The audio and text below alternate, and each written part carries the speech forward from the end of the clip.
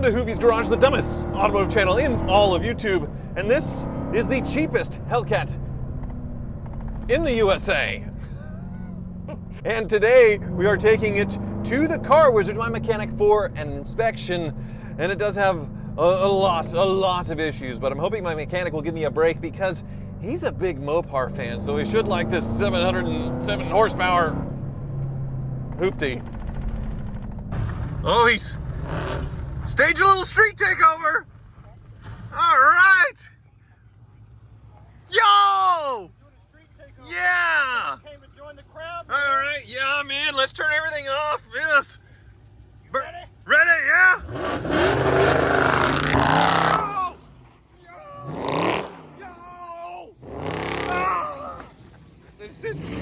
Oh! This is so stupid.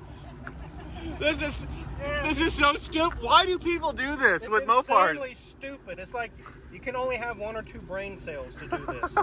It's the only way. I felt like a moron the entire time. Anyway, I know. I'm really glad to join you in the Mopar Club. You got this beautiful Charger Scat Pack. Yes. Mine's got a little more oomph. A little more oomph, but a little more issues. Yeah, mine doesn't have issues. You want to go for a ride? Sure. Let me get this thing parked. Is that mine ticking or yours? Oh, that's mine. Yeah, that's Thank God. the Hellcat motor has a little extra. I'm hoping it's not the bad HEMI tick, but yeah, hop in. Let's go. You like my speakers? What the hell? Yes, it is a big hole. It definitely fits the modus operandi. Oh, I know. Hop in, but before you close the door, grab the seatbelt because it won't clear the crazy, stupid door panels. Okay. But yeah, it's a Hellcat. It's a manual. 70,000 miles, so not obscenely high mileage. Oh, the steering. My key fob, I have to manually start it by pushing against it, and then it thinks that the key's gone as I drive off and beeps non-stop. But yeah. But hey, it runs and drives. There's a lot more than that. It's just a step above a Scat Pack here. Right. The supercharger is the big difference, I suppose, but 707 horsepower. Your Scat Pack's still a lot, like 500 something? Yeah, just 500. Yeah, you hear the little HEMI tick though, right? Yeah, I heard the tick out there. It's very common for replacement. That's fun too. Oh, it does that when you hit the brakes? No, not when I hit the brakes. When I hit a certain speed, it just starts to... A bent wheel or a bad tire? You drove it up here like that? I just didn't go over 65. Oh, goodness. Yeah, so I have, bad tires. I have a ticking noise that's concerning, but there's no lights. The only other issue I had the other day when it was much hotter outside, I was driving it really hard, doing burnouts, all the stupid street takeover stuff, and then it wouldn't restart. It cranked really slow, almost like the starter was heat soaked, like an old car getting heat soaked, you know? The steering, oh, she's flying herself apart. I think I just soaked something. Yeah. It definitely moves, doesn't it? For only $26,000. 26,000? Really cheap for a Hellcat. It definitely is. I think the things you have here could be fixed and you'd still be under the cost of buying one that's perfect. I think so. Yeah, the history though, one owner, 4 accidents on the Carfax. 4 yeah. accidents? Yeah, the one owner had a lot of man. fun. But yeah, hopefully, I'm hoping that tick is exhaust. I guess we'll see, huh? We'll see, yeah.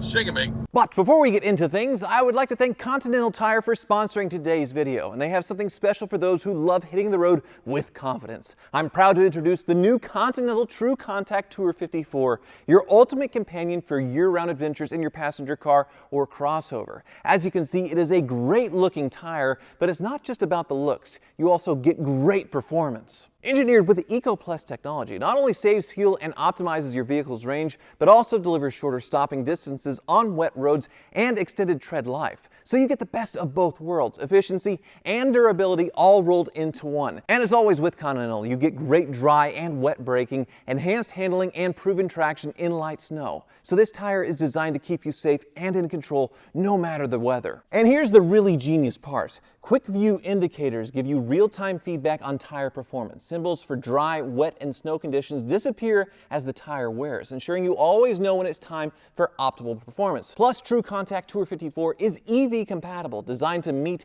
the unique needs of electric vehicles, making it a smart choice for the future of driving. And if you're looking for an all-season tire that matches your vehicle's style, you can get select sizes of these tires in whitewall. Ready to experience total confidence on the road? Visit your local dealer or check them out online to learn more about the True Contact Tour 54. With up to an 80,000-mile warranty under the Total Confidence Plan, you're covered for the long haul. So drive with confidence, drive with True Contact Tour 54, where performance meets peace of mind. Thanks again to Continental for sponsoring this video. Back at the street takeover spot. Yes, street takeover headquarters. All right, I'll pop the hood for you. See if it's got any paperwork in here. Okay. What the? That's another thing that can't happen unless you open the door. The glove box is blocked by the stupid speaker covers? Yeah, you can't. Well, if you got pulled over and the officer wanted to see your information, you can't even get in there. You'd have to ask them to open the passenger door for you. There it goes. But yeah, the owner's manual. Sweet. That's nice. All right, I'm gonna have you listen to the tick. There it is. It's loud. That's definitely the upper end. The upper end. Yes. Okay. Wonderful. Well, let me try and restart it. Let's see if it cranks slow for you.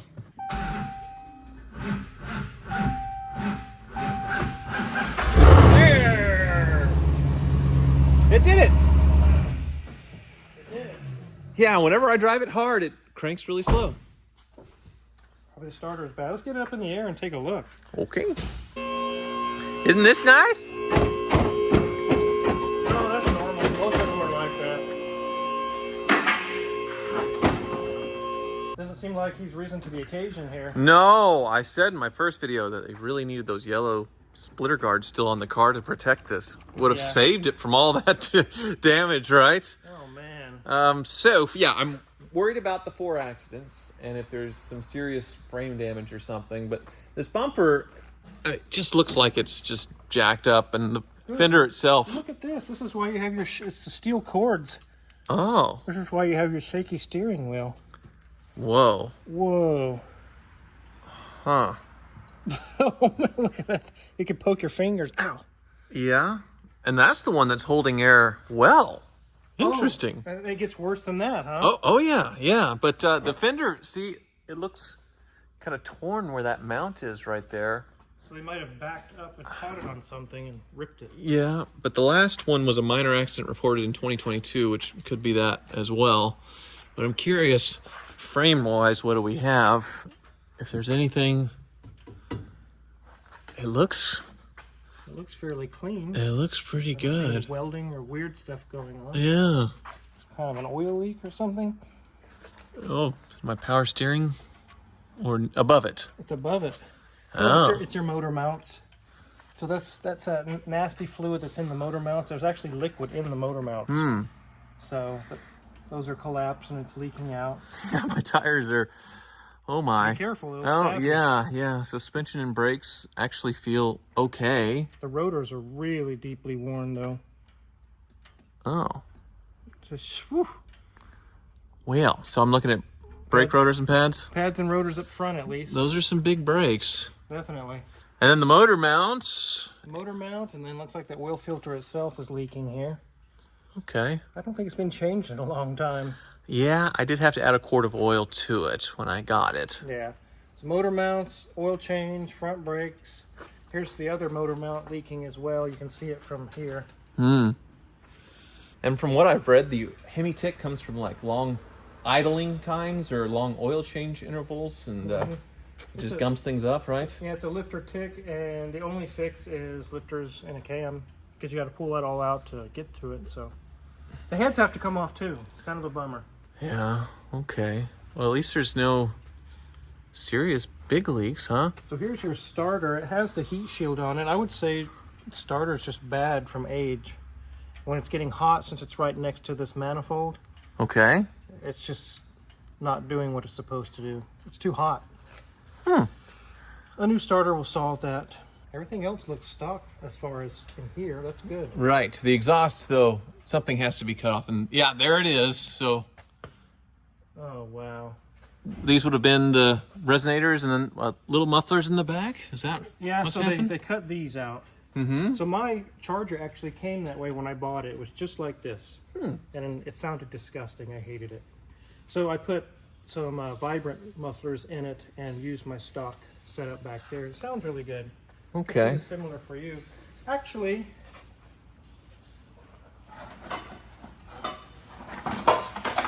I have stock mufflers that were supposed to, it probably would fit on yours. These came off of a charger. Pretty close. Yeah. I don't know if you want to mess with the exhaust or not, but it's awfully loud. Well, it's very loud, but I've already got quite a list. Yeah, it's getting pretty hefty already. But check the brakes back here. Oh, the pads are thin. So basically, no maintenance at all. None. This one owner of the Hellcat, in addition to 4 accidents, didn't really maintain it. He's probably the worst. Well, there's a lot of bad Hellcat owners, but a really bad Hellcat owner. Yes, Yeah. definitely. Bummer. Not surprising, though. Okay. Differential's not leaking. CV shafts look good.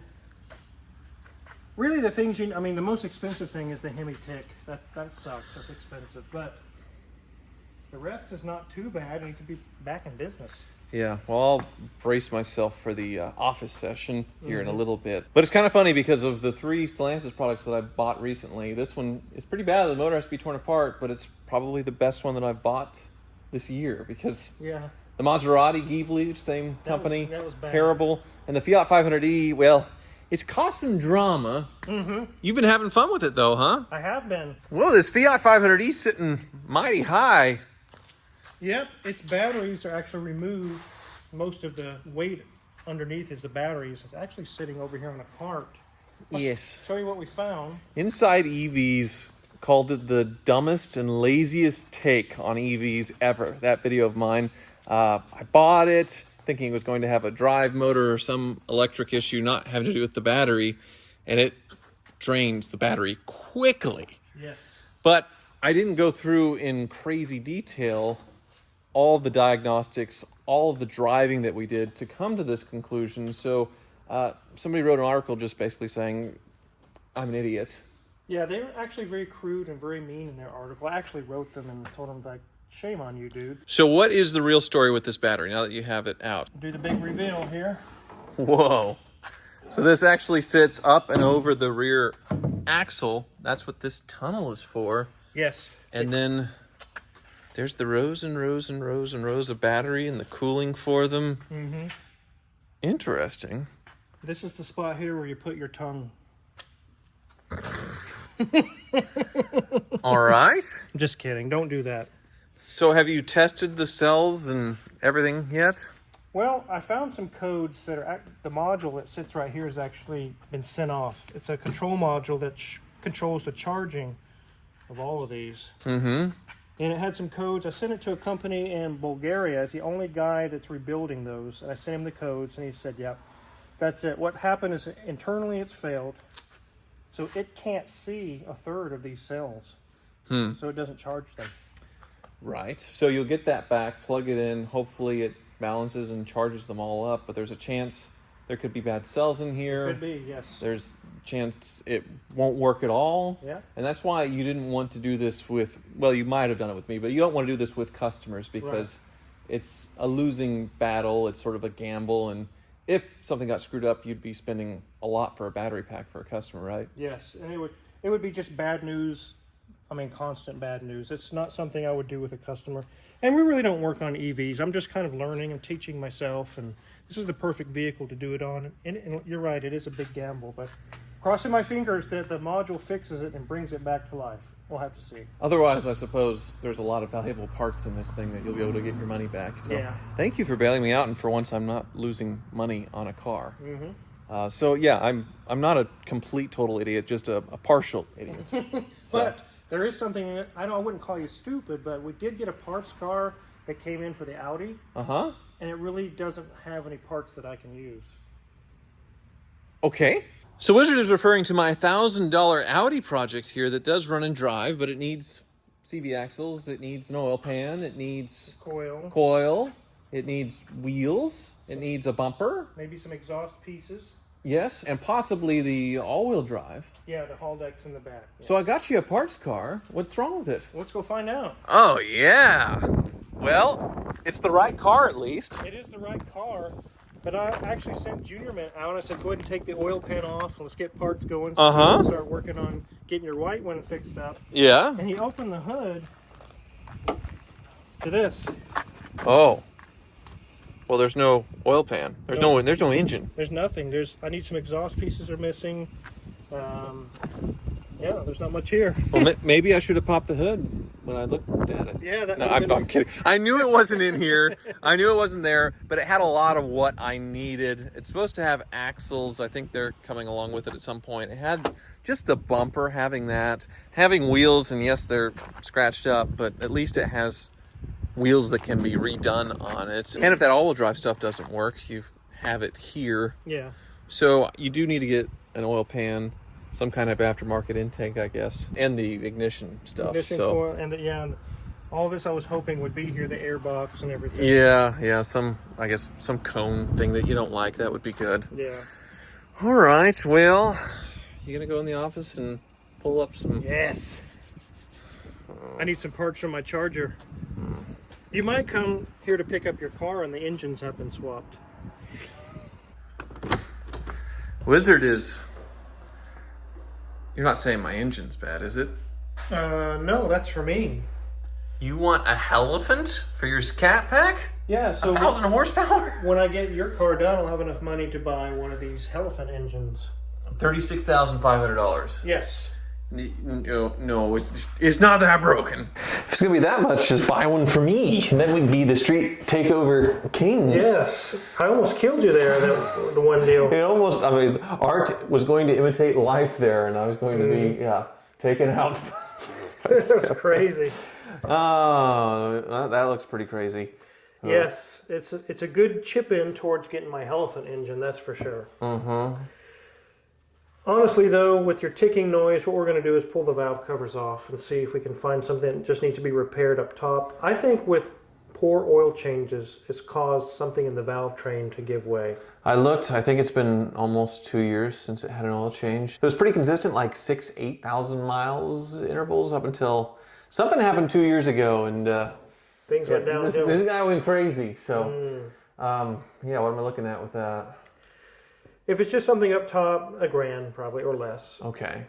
But if we find out that one of the lifters have failed, the roller on it has gone bad, the needle bearings, which I've seen that happen before, both heads have to come off to do that job. But that's really common on the early HEMIs, the 5.7 liters. And not really these 6.2s, they updated them. They're better, but yeah, this one's been very abused. Yes, so. it has. 3,500 to 4,500 if we have to pull the heads off. Head gaskets, head bolts, lifters, all the parts. Honestly, when this thing showed up, I didn't even know if it would run or drive. So the fact that it runs and runs as well as it does, I'm just surprised and happy with that. So and no warning lights. No warning lights. So yeah, if I were buying this with maybe one accident and in okay shape, it'd be about a $40,000 vehicle, which is crazy they haven't depreciated that much. But that's where I'm at. I have plenty of room to fix some things. Yeah.